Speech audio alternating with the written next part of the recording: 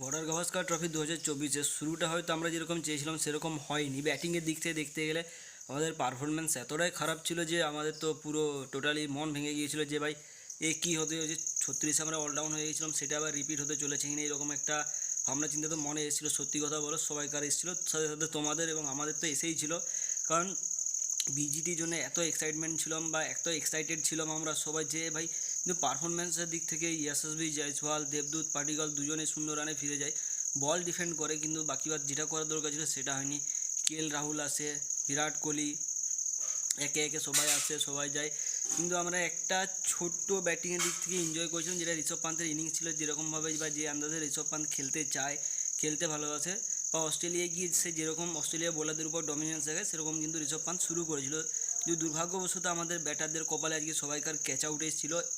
শেষ দিক থেকে যদিও ক্যাচ আউটের সম্ভাবনা, একটাই ক্যাচ মিস করেছিল উসমান খাওয়াজা, বাকিবাদ অস্ট্রেলিয়ার ফিল্ডার এবং উইকেট কিপার যেভাবে ক্যাচ উড়িয়ে ধরে একজন ক্যাচ মিস করলে অপরজন যেভাবে ব্যাকআপ দিয়েছে ভাই অসাধারণ। অস্ট্রেলিয়ার ফিল্ডিংয়ের দিক থেকে লাজবাব ফিল্ডিং করেছে, তার কোনো তুলনাই নেই।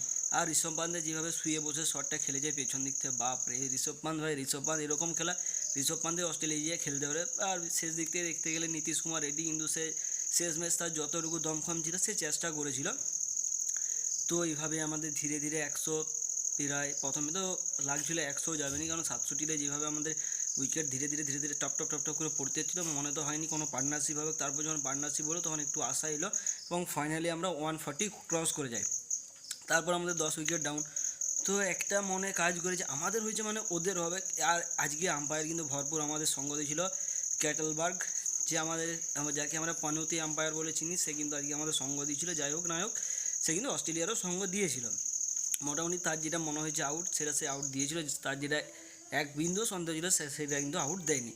পরবর্তীতে অস্ট্রেলিয়া যখন ব্যাট করতে আসে তখন মজাটা দুগুণ হয়ে যায়, যখন জাসপ্রীত বুমরা উইকেট নিয়ে শুরু করে। এবং আজকের দিনে জাসপ্রীত বুমরা 4 উইকেট তুলে নেয়, টোটাল 7 উইকেট যায়, যার মধ্যে 4 উইকেট জাসপ্রীত বুমরা, মোহাম্মদ সিরাজ, হর্ষিত রানা, ট্রেভিস হেডকে, ও ভাই ডেঞ্জারাস ট্রেভিস হেড যেভাবে আউট হয়। আর বিরাট ভাইয়ের সাইডে একটা ক্যাচ হয়ে যায়, তারপর সে দিক থেকে সেলিব্রেশনের চক্করে ড্রপ হয়ে যায়। পরবর্তীতে সে আবার ধরা পড়ে। তো যাই হোক, এখনও পর্যন্ত অ্যালেক্স ক্যারি আর মিচেল স্টার্ক রয়েছে উইকেটে। তো দেখা যাক কী করতে পারে অ্যালেক্স ক্যারি, মিচেল স্টার্ক, যেহেতু আমরা অনেকটা রানের লিডে আছি। আর 3 উইকেটের ব্যবধানে একমাত্র অ্যালেক্স ক্যারি একমাত্র ব্যাটার রয়েছে যার কাছ থেকে টুকটাক করে অস্ট্রেলিয়া 100 রান পেরিয়ে যেতেও পারে। আবার দুর্ভাগ্য যদি আমাদের থাকে তাহলে কিন্তু অস্ট্রেলিয়া লিড নিতে পারে 10-15 রানে, তার বেশি না। তো দেখা যাক। আজকে তো আমাদের শুধু এনজয় করা দরকার, কারণ আজকে আমরা যেভাবে স্ট্রাগল করেছি ব্যাটিংয়ের দিক থেকে এবং বোলিংয়ের দিক থেকে অসাধারণ ভরপুর। ক্যাপ্টেন জাসপ্রীত বুমরার কাছ থেকে আমরা একটা অসাধারণ বোলিং স্পেল গিফট হিসাবে পেয়েছি। এরকম বোলিং অস্ট্রেলিয়ায় গিয়ে অস্ট্রেলিয়ার ব্যাটারদেরকে যদি চুপ করে দেওয়ার ক্ষমতা থাকে, বা সেটা জাসপ্রীত বুমরা, সত্যি আজকে আনপ্লেয়েবল ছিল জাসপ্রীত বুমরা। সে যেভাবে এলবিডাব্লিউ আউটগুলা, স্টিভেন স্মিথ, মার্নাস লাবুসেন, তো শেষ কারণে হয় ক্যাচ হয়েছে।